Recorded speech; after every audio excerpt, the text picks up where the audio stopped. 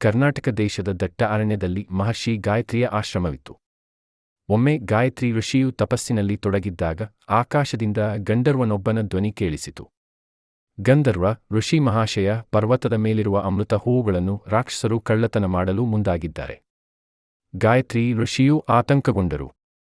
ಆ ಪವಿತ್ರ ಪರ್ವತ ದೇವತೆಗಳ ಅನುಗ್ರಹದಿಂದ ಭೂಮಿಗೆ ಬಂದಿತ್ತು. ಅದನ್ನು ಕಾಪಾಡಲು ಶ್ರೀರಾಮನ ಭಕ್ತ ಹನುಮಂತನೇ ಸೂಕ್ತನು ಎಂಬುದಾಗಿ ಋಷಿಯು ಮನಸ್ಸಿನಲ್ಲಿ ನಿಶ್ಚಯಿಸಿದರು. ಗಾಯತ್ರಿ ಋಷಿಯು ಹನುಮಂತನಿಗೆ ಸಂದೇಶ ಕಳುಹಿಸಿದರು. ಅಂಜನಾದೇವಿಯ ಮಗನಾದ ಹನುಮಂತನು ಬರುವುದನ್ನು ಕೇಳಿ ಆಶ್ರಮದಲ್ಲಿ ಎಲ್ಲರೂ ಉತ್ಸುಕರಾದರು. ಹನುಮಂತ: ಋಷಿ ಮಹಾಶಯ, ನಿಮ್ಮ ಸೇವೆಗೆ ನಾನು ಸಿದ್ಧ. ಈ ಪವಿತ್ರ ಪರ್ವತವನ್ನು ರಕ್ಷಿಸಲು ನಾನು ಏನು ಮಾಡಬೇಕು? ಗಾಯತ್ರಿ ಋಷಿಯು ಪರ್ವತದ ಮಹಿಮೆ ಮತ್ತು ಅದು ದೇವತೆಗಳ ಅನುಗ್ರಹದಿಂದ ಭೂಮಿಗೆ ಬಂದಿರುವ ಸಂಗತಿಗಳನ್ನು ವಿವರಿಸಿದರು. ಹನುಮಂತನು ಅದನ್ನು ಕೇಳಿ ಭಕ್ತಿ ಹಾಗೂ ಶೂರತನದಿಂದ ತುಂಬಿ ಹೋದನು. ಕೀಚಕ: ದುಷ್ಟ ರಾಕ್ಷಸರ ನಾಯಕ, ತನ್ನ ಸಹೋದರರೊಂದಿಗೆ ಪರ್ವತದ ಕಡೆಗೆ ಹೊರಟನು.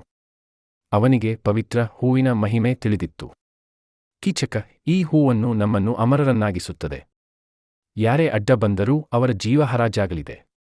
ಅವನ ಸೇನೆಯು ಪರ್ವತದ ಬಳಿ ತಲುಪಲು ಪ್ರಾರಂಭಿಸಿತು. ಗಾಳಿಯ ಓಲೆಯು ಭಯಂಕರತೆಯನ್ನು ಸೂಚಿಸುತ್ತಿತ್ತು. ಹನುಮಂತನು ಗಗನಕ್ಕೆ ಹಾರಿ ಪರ್ವತದ ಮೇಲೆ ಕುಳಿತನು. ಅವನು ರಾಕ್ಷಸರ ಪ್ರಸ್ಥಾನವನ್ನು ಗಮನಿಸುತ್ತಾ ಪರ್ವತವನ್ನು ಕಾಪಾಡಲು ಉಪಾಯ ಹುಡುಕಿದನು. ಹನುಮಂತನು ತನ್ನ ಹೃದಯದಲ್ಲಿ ಶ್ರೀರಾಮನನ್ನು ನೆನೆಯುತ್ತಾ ಘೋಷಿಸಿದನು: ಹನುಮಂತ, ಈ ಪರ್ವತ ದೇವತೆಗಳ ಅನುಗ್ರಹ, ಸತ್ಪುರುಷರ ಪೂಜಾ ಸ್ಥಳ.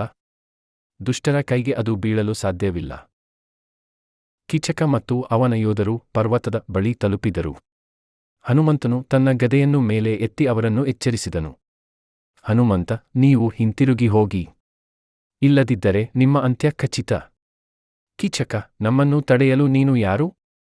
ಹೋರಾಟಕ್ಕೆ ಸಿದ್ಧನಾಗು. ಹನುಮಂತನು ಹಗುರವಾಗಿ ನಗಿದನು. ಆ ಕ್ಷಣದಲ್ಲಿ ಅವನು ತನ್ನ ಶಕ್ತಿ ಹೆಚ್ಚಿಸಿಕೊಂಡು ಪರ್ವತದ ಮುಂದೆ ನಿಂತನು. ರಾಕ್ಷಸರೊಬ್ಬನೊಬ್ಬನು ಹನುಮಂತನ ಮೇಲೆ ಭಾರೀ ಕತ್ತಿಯನ್ನು ಬೀಸಿದನು. ಹನುಮಂತನು ಅದನ್ನು ಸುಲಭವಾಗಿ ತಪ್ಪಿಸಿಕೊಂಡು ಆ ರಾಕ್ಷಸನನ್ನು ತನ್ನ ಬಾಲದಿಂದ ಸುತ್ತಿ ಭೂಮಿಗೆ ಒಡೆದನು. ಹನುಮಂತ: ನೀತಿ ತಪ್ಪಿದವರಿಗೆ ನಾಶವೇ ಖಚಿತ. ಹನುಮಂತನು ತನ್ನ ಗದೆಯಿಂದ ರಾಕ್ಷಸರನ್ನು ಒಬ್ಬೊಬ್ಬರಾಗಿ ಹೊಡೆದು ಬಿಸಾಡಿದನು. ಕೊನೆಗೆ ಕೀಚಕನಿಗೆ ಭಯ ತಗುಲಿತು. ಕೀಚಕನು ತನ್ನ ಪರಶುವನ್ನು ಎತ್ತಿಕೊಂಡು ಹನುಮಂತನ ಮೇಲೆ ದಾಳಿ ಮಾಡಿದನು. ಆದರೆ ಹನುಮಂತನು ಬಲವಾದ ಘೋಷಣೆ ಮಾಡಿ ತನ್ನ ಮೂಟೆಗಿಂದ ಭಾರೀ ಹೊಡೆತ ನೀಡಿದನು. ಕೀಚಕ: ಅಯ್ಯೋ, ನನಗೆ ಕ್ಷಮಿಸು ಮಹಾನ್ ವಾನರ. ಹನುಮಂತ: ದುಷ್ಟರು ಸದಾ ಸೋತೇ ಸೋಲುತ್ತಾರೆ. ನೀನು ಜೀವನದ ನೈತಿಕತೆ ಕಲಿತು ಮರುಹುಟ್ಟಿಕೊಳ್ಳು. ಹನುಮಂತನು ಕೀಚಕನನ್ನು ಪರ್ವತದಿಂದ ದೂರಕ್ಕೆ ಎಸೆದನು. ಹನುಮಂತನ ಗೆಲುವನ್ನು ಕಂಡು ದೇವತೆಗಳು ಆಕಾಶದಲ್ಲಿ ಪ್ರತ್ಯಕ್ಷರಾದರು. ಇಂದ್ರ: ಹನುಮಂತ, ನೀನು ನೈತಿಕತೆಯ ರಕ್ಷಕ. ಈ ಪರ್ವತ ಸದಾಕಾಲ ರಕ್ಷಿತವಾಗಿರುತ್ತದೆ. ಆ ಕ್ಷಣದಲ್ಲಿ ಪರ್ವತವು ಮೋಡದಂತೆ ಆಕಾಶಕ್ಕೆ ಲೀನವಾಯಿತು. ಅದು ಮತ್ತೆ ಕೇವಲ ಸಜ್ಜನರಿಗಾಗಿ ಲಭ್ಯವಾಯಿತು.